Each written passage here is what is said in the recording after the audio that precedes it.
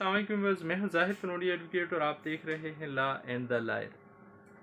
آج کی ویڈیو میں ہم بات کریں گے کسی جائیداد، مکان، دکان کو کرائے پہ کیسے لگایا جا سکتا ہے قانونی طریقے سے، یا اگر آپ کرائے پہ کسی جائیداد، دکان، مکان کو لینا چاہتے ہیں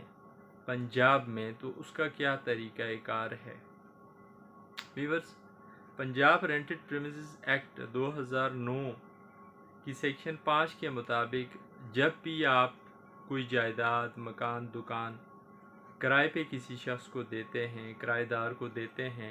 تو اس کے لیے آپ ایک تحریری ایگریمنٹ تیار کریں گے، تحریری معاہدہ لکھیں گے، اور اس معاہدے کو پھر آپ رینٹ رجسٹرار کے پاس رجسٹرڈ کروائیں گے، اپنے آپ کو انرولڈ کروائیں گے آپ رینٹ رجسٹرار کے پاس ایک درخواست دے کر کہ مجھے جو ہے اس مالک مکان لکھا جائے اور فلاں شخص کو کرایہ دار درج کیا جائے۔ رینٹ رجسٹرار کے پاس ایک رجسٹرڈ ہوگا کرایہ داران کے حوالے سے، کرایہ داری کے حوالے سے، اس میں اندراج کرے گا رینٹ رجسٹرار اس شخص کا، لیکن یہ اندراج کرنے سے پہلے رینٹ رجسٹرار نوٹس بھیجے گا اور بلائے گا اس کرایہ دار کو بلا کے اس سے سنے گا، اس سے پوچھے گا کہ ہاں یہ کرایہ داری کا ایگریمنٹ جو کیا جا رہا ہے تمہارے ساتھ ہی کیا جا رہا ہے، تم کرایہ دار ہو اس ایگریمنٹ کے تحت۔ اگر وہ کہتا ہے جی بالکل میں کرایہ دار ہوں، تو پھر اس صورت میں رینٹ رجسٹرار جو ہے وہ اندراج کرے گا اس رینٹ ایگریمنٹ کا اپنے پاس، اور پھر اس رینٹ ایگریمنٹ کو اٹیسٹ کرے گا، اس پہ سٹیمپ لگا کے حوالے کر دے گا لینڈ لارڈ کے۔ اب اگر کوئی اس کنڈیشن کو فلفل نہیں کرتا تو پھر اس کے ساتھ کیا ہوگا، اس پہ بھی ہم بات کرتے ہیں، لیکن اس سے ضروری بات یہ ہے کہ ایک کرایہ داری کے ایگریمنٹ میں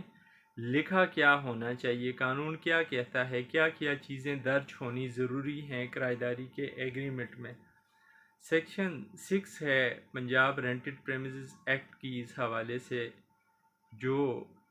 بتاتی ہے کہ کیا کیا مندرجات یا کیا کیا اندراج یا کیا کیا کنڈیشنز ہونی چاہیے ایک رینٹ ایگریمنٹ میں۔ سب سے پہلی چیز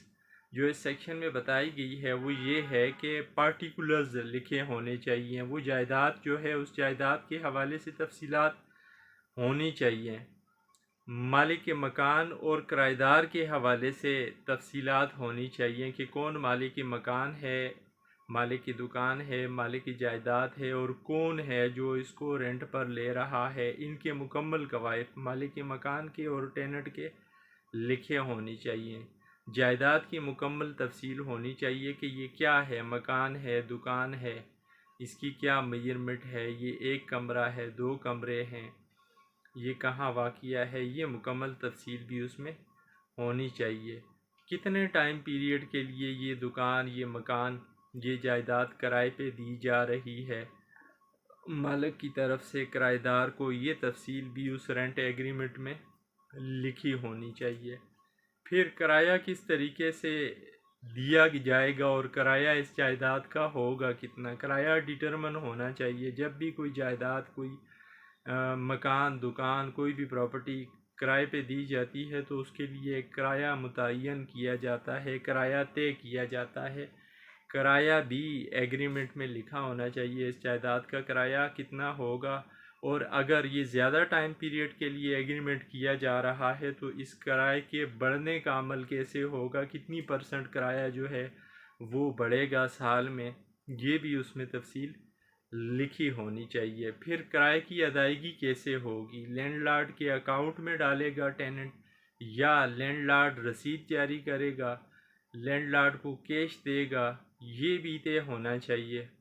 کس وقت دے گا، ڈیٹ بھی مینشن ہونی چاہیے، ہر مہینے کی کس تاریخ کو کرایہ دینے کا پابند ہے کرایہ دار۔ پھر اس کے علاوہ کس مقصد کے لیے یہ جائیداد دی جا رہی ہے۔ اگر ایک جائیداد کوئی بندہ رہائشی مقاصد کے لیے لے رہا ہے، کوئی مکان ہے، اس مکان کو رہائش اختیار کرنے کے لیے لے رہا ہے، تو پھر لیگلی اس کو کمرشلی یوز نہیں کر سکتا، یا کوئی دکان ہے، دکان کمرشل پرپس کے لیے لی جاتی ہے تو پھر اس کو ڈومیسٹک یوز میں نہیں لایا جا سکتا۔ until and unless کہ وہ جو لینڈ لارڈ ہے وہ پرمیشن دے. اس لیے اس چیز کو بھی مینشن کرنا پڑے گا رینٹ ایگریمنٹ میں کہ یہ کس مقصد کے لیے دکان یا مکان یا جائیداد لی جا رہی ہے، ٹیننٹ کس مقصد کے لیے لے رہا ہے، اس کا اندراج ہونا بھی ضروری ہے. یہ سارے قواعد مکمل ہونے کے بعد اس کے علاوہ اگر کوئی اور خاص شرط ہو، کرایہ اگر بڑھ رہا ہے، بڑھنے کی تفصیل تو ہم نے اس پہ بات کر لی، یا یہ دکان خالی کرنی ہے یا مکان خالی کرنا ہے تو کس طریقے سے خالی کرنا ہے، کیا کوئی نوٹس دینے کا پابند ہوگا مالک کرایہ دار کو، اگر نوٹس دینے کا پابند ہوگا تو کتنے ٹائم میں کرایہ دار پھر جو ہے یہ مکان یہ دکان خالی کر کے دے گا، یہ بات بھی اس میں مینشن کر لینی چاہیے. اس کے علاوہ جو بھی اور ٹرمز اینڈ کنڈیشن اس ایگریمنٹ کو سموتھلی رن کرنے کے لیے چاہیے ہوں وہ درج ہوں، لیکن کوئی اللیگل ان لافل کنڈیشن نہیں رکھی جا سکتی، رینٹ ایگریمنٹ میں لکھی بھی نہیں جا سکتی. اب اگر کوئی رینٹ ایگریمنٹ رجسٹرڈ نہیں ہے تو پھر کیا اس کی بیس پہ کوئی petition eviction petition landlord دائر کر سکتا ہے اپنے ٹیننٹ کے خلاف، یا ٹیننٹ کورٹ میں جا سکتا ہے اس رینٹ ایگریمنٹ کی بیس پہ وہ رجسٹرڈ نہیں ہے، سب رجسٹرار کے پاس یا رینٹ رجسٹرار کے پاس رجسٹرڈ نہیں ہوا، تو ایسی صورت میں جی بالکل section 9 Punjab rented premises act ایک کنڈیشن رکھتی ہے، وہ یہ کہ اگر ان رجسٹرڈ ایگریمنٹ کی بنیاد پہ کوئی لینڈ لارڈ پٹیشن فائل کرتا ہے، بے دخلی کی پٹیشن فائل کرتا ہے یا کسی بھی قسم کی پٹیشن فائل کرتا ہے اپنے کرایہ دار کے خلاف، تو پھر ایسی صورت میں وہ پٹیشن تب مینٹینیبل ہوگی کہ پہلے جو مالک مکان ہے، جو لینڈ لارڈ ہے، وہ 10% سالانہ کرایہ جو ہے 10% کے حساب سے جرمانے کے طور پر گورنمنٹ کی ٹریجری میں جمع کروائے گا، ہم حکومت کے خزانے میں جمع کروائے گا سالانہ کرائے کا 10%. تو تب وہ پروسیڈنگ آگے چل سکے گی اس ایگریمنٹ کی بیس پہ، ان رجسٹرڈ ایگریمنٹ کی بیس پہ کرایہ داری کی. اور اسی طرح اگر کوئی کرایہ دار جاتا ہے کسی اپنے مالک مکان کے خلاف رینٹ ٹریبونل میں رینٹ کنٹرولر کے پاس، تو پھر اس صورت میں 5% ان رجسٹرڈ ایگریمنٹ ہے تو 5% جرمانہ ادا کرے گا کرایہ دار، تو تب جا کے اس کی وہ پٹیشن جو ہے وہ مینٹینیبل ہوگی اور پروسیڈیبل ہوگی. اگر یہ جرمانہ نہیں دیتا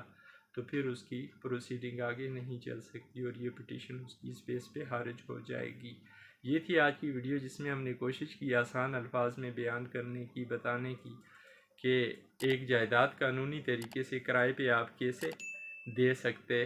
ہیں یا آپ کیسے لے سکتے ہیں. امید ہے ویڈیو آپ کو پسند آئی ہوگی. آخر میں پھر گزارش